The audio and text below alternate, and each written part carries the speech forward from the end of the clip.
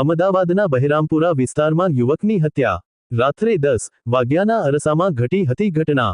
20 વર્ષ યુવાન હિમેશ પરમારની છરીના ઘા ઝીંકી કરાઈ હત્યા. હત્યાના ઘટનાથી કાગડાપીઠ પોલીસ દોડતી થઈ. મૃતક યુવકના મૃતદેહને પીએમ અર્થે વીએસ હોસ્પિટલ ખસેડાયો. પોલીસે અજાણ્યા શખ્સો સામે ગુનો નોંધી તપાસ શરૂ કરી.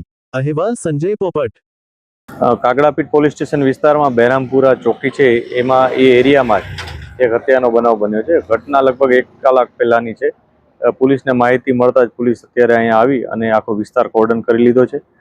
જે ભોગ બનનાર છે એ યુવાન છે, 19 વર્ષનો. એનું નામ હિમેશ છે. હિમેશના સાથે આ જે બનાવ બન્યો છે એ શું કામ બન્યો છે એની અત્યારે તપાસ ચાલુ છે.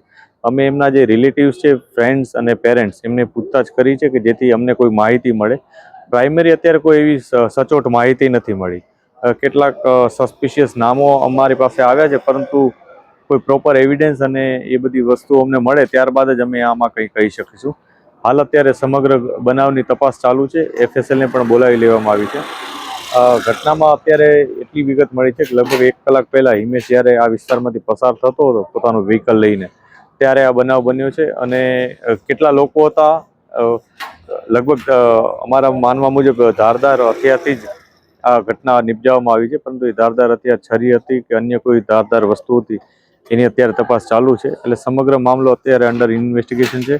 કોઈ સ્પેસિફિક વસ્તુઓ સામે આવ્યા બાદ જ અમે કંઈક કહી શકીશું. જે આ ઘટના બની છે એમાં હથિયાર તરીકે કાં તો છરી હોય છે અથવા કોઈ અન્ય ધારદાર તીક્ષ્ણ હથિયાર હોય, એ પ્રકારની માહિતી અત્યારે મળે છે, જે પ્રાઇમરી એમના જે વુન્ડ હોય છે એના ઉપરથી. આ ઉપરાંત એમના જે રિલેટિવ્સ છે, પેરેન્ટ્સ છે, એમના સાથે અમને જે વાતચીત મળી છે, કેમ કે અત્યારે આ ઘટના બની એટલે એ લોકો પણ ઘણા શોકમગ્ન છે.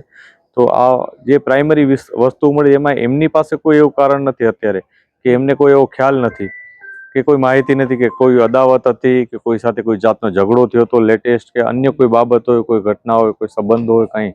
પરંતુ તમામ બાબતોને આવરી લઈને અમે તો અલગ અલગ તમામ દિશાઓમાં તપાસ કરી રહ્યા છીએ. દરેક આસ્પેક્ટથી તપાસ કરી રહ્યા છીએ, જેથી આમાં અમે સચોટ એવિડન્સ મળે, સચોટ વસ્તુ સુધી અમે પહોંચી શકીએ.